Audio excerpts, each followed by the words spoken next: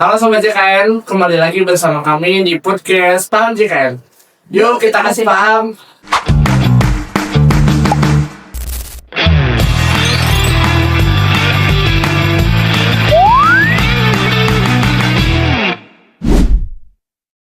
Oke, nah alhamdulillah teman-teman Sobat JKN, pada kesempatan kali ini, pada pagi hari yang cerah ini ya Bu ya, kita semua dapat kembali bertemu nih, walaupun secara online gitu ya, tidak bertemu secara langsung, tapi yang pasti kami di sini podcast Paham JKN selalu siap menemani rekan-rekan Sobat JKN lah gitu. Nah pada kesempatan kali ini saya kedatangan narasumber yang udah senior banget nih. Senior dari segi umur. Enggak dong. Nah, kita kedatangan Ibu Fitri ya. Ya, dadah. Oke, untuk lebih jelasnya bolehlah kita kenalan dulu. Mangga Ibu. Baik, nama saya Fitria. Saat ini menjabat sebagai staf promotif preventif di BPJS Kantor Cabang Karawang. Oke, Ibu Fitri, gimana kabarnya Bu? Alhamdulillah. Alhamdulillah sehat ya. Sehat, ya. Gimana hari ini semangat? Sudah ditunggu-tunggu. Ya, teman-teman, jadi dari kemarin-kemarin udah janjiannya sama Bu Fitri buat ngobrol-ngobrol, kita bahas tentang podcast kali ini. Ya. Dan yang mungkin kemarin-kemarin masih berhalangan dan gak jodoh gitu ya Iya. untuk ngobrol kayak gini gitu kayak sekarang. Dan alhamdulillahnya sekarang bisa dipertemukan nih Bu ya. Alhamdulillah. Alhamdulillah. Jadi sehat ya Bu ya. Oke Bu Fitri, pada siang hari ini jam berapa sih, siang pagi ya, masih pagi ya? Pagi. Ya, pada pagi hari ini kita akan membahas tentang screening riwayat kesehatan, langkah kecil untuk hidup yang lebih sehat. Nah, terkait dengan screening riwayat kesehatan itu kan kita tentunya perlu dong, dalam hal kesehatan kita perlu untuk mengetahui nih kondisi kesehatan kita itu seperti apa Ibu ya. Iya, betul. Nah, yang ingin saya tanyakan untuk yang pertama yaitu apa sih yang dimaksud dengan screening riwayat kesehatan itu? Oke, jadi screening riwayat kesehatan itu adalah proses pengumpulan informasi tentang riwayat kesehatan seseorang, baik itu melalui riwayat kesehatan sebelumnya, melalui pola hidupnya, pola makannya, maupun riwayat kesehatan dari keluarganya, seperti itu. Oke, berarti kita screening riwayat kesehatan itu tujuannya untuk intinya untuk mengetahui kondisi tubuh Ya, kita ya. betul. Apakah beresiko terkena penyakit apa enggak Ya, gitu ya Bu pada intinya gitu. Ya. Nah, terus kenapa sih penting gitu screening riwayat kesehatan ini dilakukan tuh? Karena untuk mengetahui kita punya potensi apa, punya potensi terkena penyakit apa. Karena kan mungkin banyak orang bilang, kapan saya sehat, saya tidak pernah kena sakit yang berat-berat, tapi ternyata belum tentu gitu kan. Nah dari screening riwayat kesehatan ini nanti bisa terlihat ya sebetulnya dia itu atau seseorang itu punya potensi terkena penyakit apa gitu, bisa kelihatan nantinya dari pola-pola dari hasil jawaban-jawaban mereka di pengisian screening tersebut gitu. Oke, berarti ini screening riwayat kesehatan ini tidak hanya diperuntukkan untuk orang-orang yang mungkin memiliki keluhan, Ya, yang terkena betul. sakit gitu. Ya. Tapi ini juga bagus nih teman-teman untuk sobat-sobat JKN yang memang masih sehat gitu ya. Betul. Karena ya yang namanya terkena penyakit kan kita nggak tahu juga ya Bu ya. Maksudnya merasa sehat, tapi kan hasil medis membuktikan bahwa mungkin ada sesuatu yang menyebabkan bisa beresiko terkena penyakit juga gitu ya Bu ya. Karena kan kadang-kadang kita mungkin sebetulnya gejala udah ada, cuma suka kita Abaikan gitu ya, karena belum parah gitu ya. kebijakan seperti itu kan. Iya. Jadi intinya mungkin sebelum kita terlebih lagi beresiko ya, sebelum beresiko lebih buruk lagi, maka lebih baiknya kita melakukan screening riwayat kesehatan dulu ya untuk di awal, karena untuk suatu pencegahan ya Bu. Betul, tindakan preventif. Preventif disebutnya gitu. Nah, ini kan siapa aja sih Bu yang bisa mengakses screening riwayat kesehatan itu? Apakah semua peserta JKN bisa? Apakah gimana? Kan ini ada di aplikasi mobile JKN ya, screening riwayat betul. kesehatan. Nah, itu siapa aja yang bisa akses? Jadi yang bisa mengakses itu pastinya peserta JKN ya, yang sudah terdaftar sebagai peserta JKN. Jadi kalau misalnya belum, ya otomatis nggak bisa mengakses screening ini gitu. Nah itu bisa dilakukan oleh siapa aja, oleh peserta, oleh istri, suami atau anak gitu ya, di mobile JKN mereka yang sudah di-download dari Google Play Store atau dari apa satu lagi itu yang saya Google Play Store? App Store. App Store, Ya, nah yang dari di App iOS gitu Store, ya. dari iOS itu, nah itu bisa dari situ. Tapi selain di mobile JKN juga bisa juga dari Pandawa kan. Di Betul. Pandawa bisa di nomor 0811 165 atau juga langsung ke web screening, dari web screening BPJS juga bisa langsung diakses, dan dari aplikasi Piker Iklim yang ada di FKTP itu juga bisa diakses dari situ. Oke, berarti semua peserta BPJS Kesehatan yang mengikuti program JKN ini Bisa berhak mengakses, gitu ya, ya. berhak mengakses layanan screening riwayat kesehatan Iya. pada mobile JKN ini gitu. Betul, ya. Nah, caranya pun cukup mudah ya kan Bu ya? Mudah. Untuk screening riwayat kesehatan ini. Iya. Jadi teman-teman sobat JKN nggak perlu khawatir lah gitu. Semuanya bisa mengakses hanya di mobile JKN. Bukan hanya di mobile JKN tapi juga ada di Pandawa ya Bu ya. Betul, di Pandawa. Dan cara mengaksesnya pun relatif lebih mudah gitu. Betul. Nah, itu kan tujuan dari screening riwayat kesehatan itu untuk mendeteksi adanya penyakit ya Bu ya. Iya. Nah, kira-kira penyakit apa aja sih yang biasa ataupun bisa terdeteksi oleh screening riwayat kesehatan ini? Itu ada 14 macam penyakit ya yang bisa apa namanya deteksi awal ya. Ya. Deteksi awal itu ada 14 penyakit. Kalau saya nggak lupa itu mulai dari DM, hipertensi, jantung, stroke, asma, TBC, PPOK, terus ada thalassemia, ada anemia pada remaja putri, hepatitis B, hepatitis C, kanker usus, kanker serviks, sama kanker payudara. Oh, Ada berarti 14. cukup kompleks ya. Iya, Itu cukup lumayan. banyak, itu ada 14 penyakit ya Bu ya. Iya, iya. Dan penyakitnya mungkin tergolong ke dalam penyakit kronis juga ya. kronis, betul. Iya, Penyakit gitu. degeneratif. Nah, itu sangat penting sekali berarti ya teman-teman, Iya. karena kita perlu mendeteksi nih, apalagi penyakit-penyakit semacam yang disebutkan Bu Fitri tadi gitu kan, itu resikonya kan apabila dibiarkan kan semakin buruk ya Bu ya. Betul. Iya Betul. gitu. Jadi alangkah lebih baiknya kita harus lebih bijak lah gitu untuk mengantisipasi nih kondisi kesehatan kita dengan screening riwayat kesehatan. Nah, kalau cara-caranya, langkah-langkahnya buat screening itu gimana Bu? Kalau misalnya dari, kan tadi saya sebut ada 4 cara ya. Iya. Bisa dari mobile CKN, dari kandang Pandawa, dari aplikasi Piker Iklim yang di FKTP, maupun dari web screening kan ya. Nah, kalau biasanya kan biar lebih mudahnya itu mungkin lewat mobile CKN, karena kan Iya. setiap peserta CKN sekarang ini mungkin 99% sudah pakai handphone ya. Iya. Jadi itu kan bisa di-download dari aplikasi bisa di-download dari Google Play Store atau tadi App Store. App Store, Ya. ada App Store gitu. Nah, itu bisa di-download dari situ. Setelah di-download nanti kan buka akun, terus registrasi. Nah, setelah itu Ada fiturnya gitu ya Bu. fiturnya, iya, di menu utamanya itu ada menu lainnya, bisa diklik. Nah, nanti muncul tuh ada juga menu SRK. Nah, tinggal klik aja ke menu SRK-nya.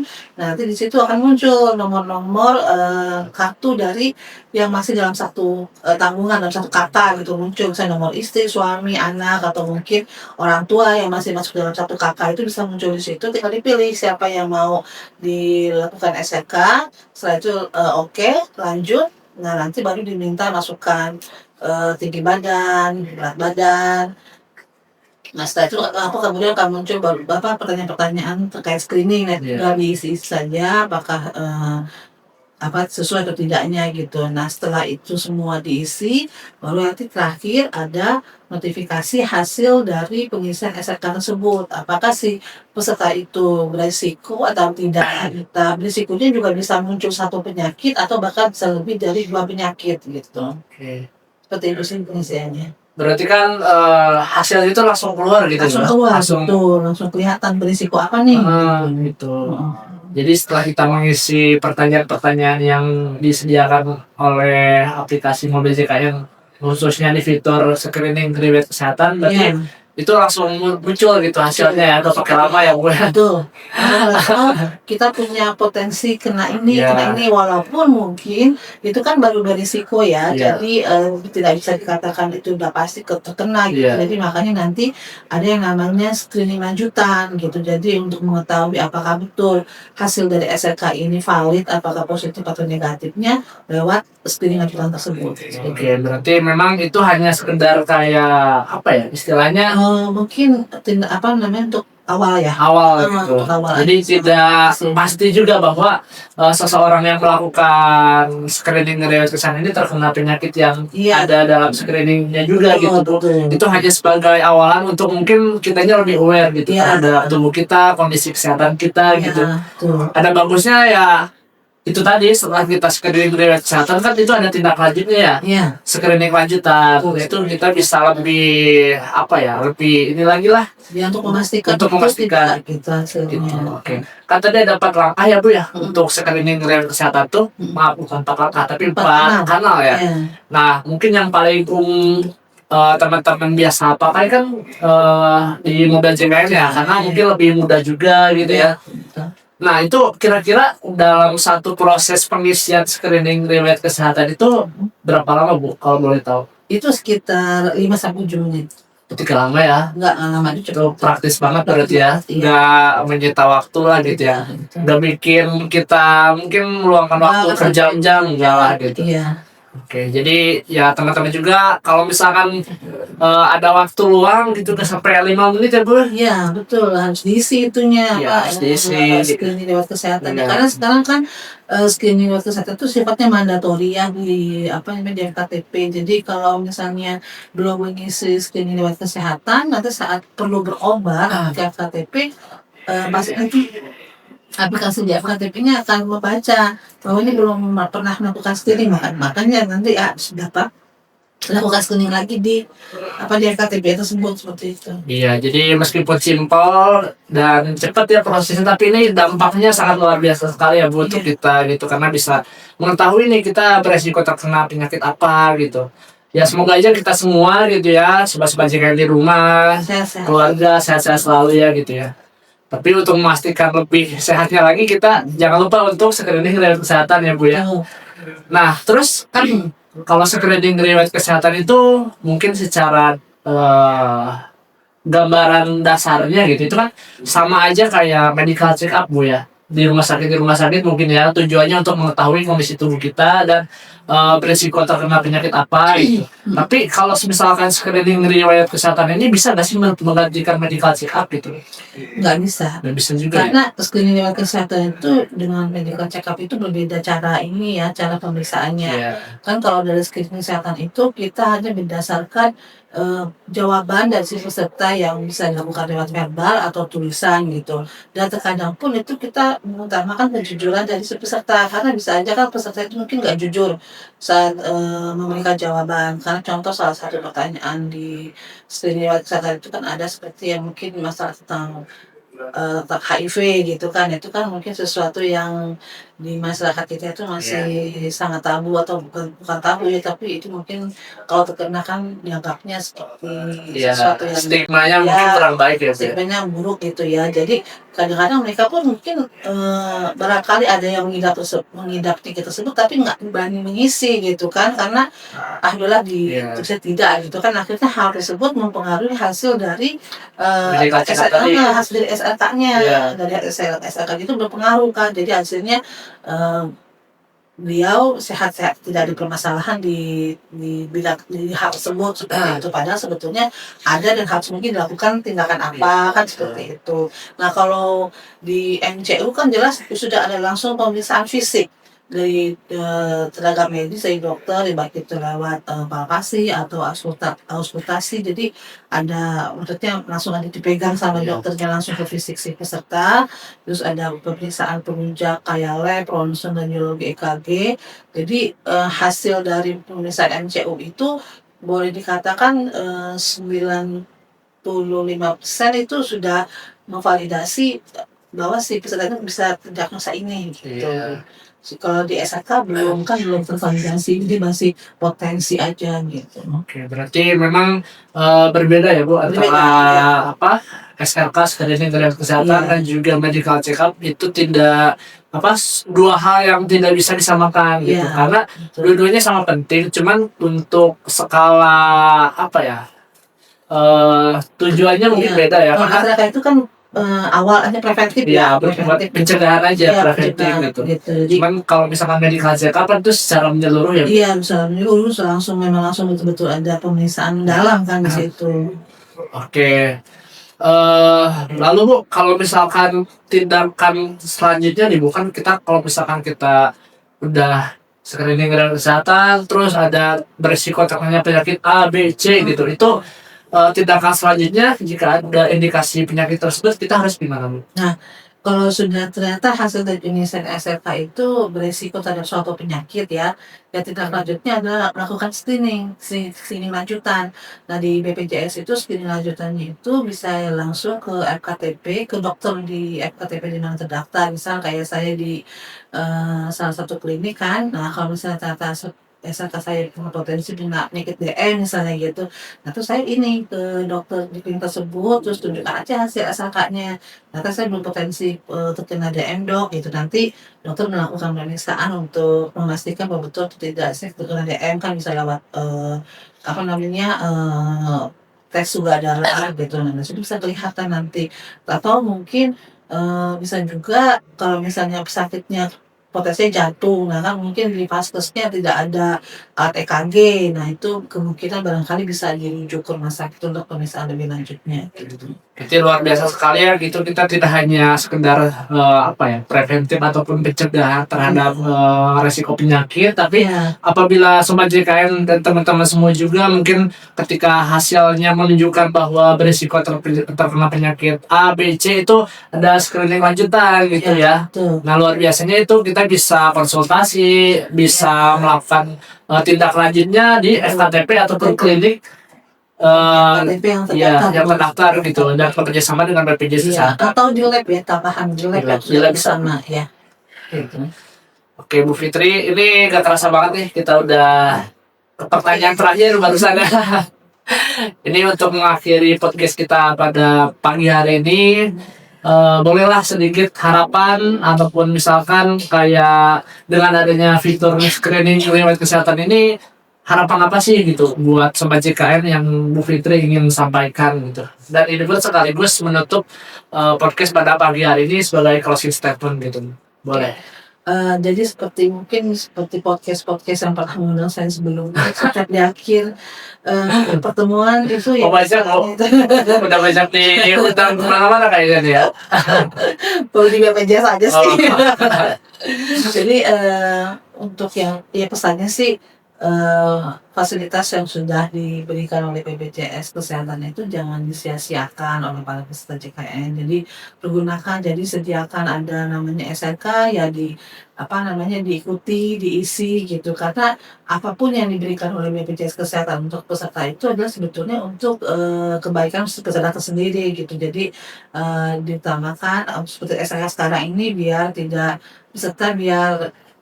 tahulah kira-kira mereka berpotensi penyakit apa, terus dilakukan tindakan pemeriksaan lanjutan. Jadi jangan sampai seperti yang tadi Pak Anies sebutkan awal itu, jangan sampai nanti tiba-tiba tahu kondisinya sudah memburuk dan itu akan memerlukan banyak hal-hal yang dirugikan gitu. Termasuk waktu terlalu banyak mengeluarkan biaya juga bisa jadi ya. Walaupun mungkin biaya bisa jadi CKN yang cover kan, tapi kan seperti kayak keluarga yang menunggu itu kan nggak cover CKN ya kan, biaya untuk yang menunggunya, buat makan yang menunggunya, biaya mereka bolak-balik ke rumah sakit ke rumah itu kan pasti ada biaya tambahan gitu.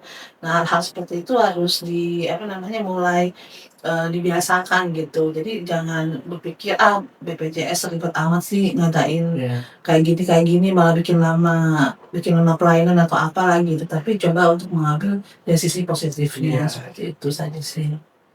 Oke, luar biasa sekali Bu Fitri ya. Jadi untuk screening riwayat kesehatan ini kita tidak hanya sekedar screening, tapi juga ya itu harus dibarengi dengan pola hidup yang sehat dong Bu, tentunya ya. Pasti, iya. Kita meskipun sehat juga jangan terlena nih, karena kita nggak tahu apakah ada resiko terkena penyakit atau Iya. apa, kan itu banyak faktor yang mempengaruhi ya Bu ya. Iya. Jadi apa salahnya buat teman-teman Sobat JKN yang memiliki waktu luang gitu ya, yang sudah terdaftar program JKN, maka boleh dicoba aja di Mobile JKN gitu untuk melakukan screening riwayat kesehatan gitu.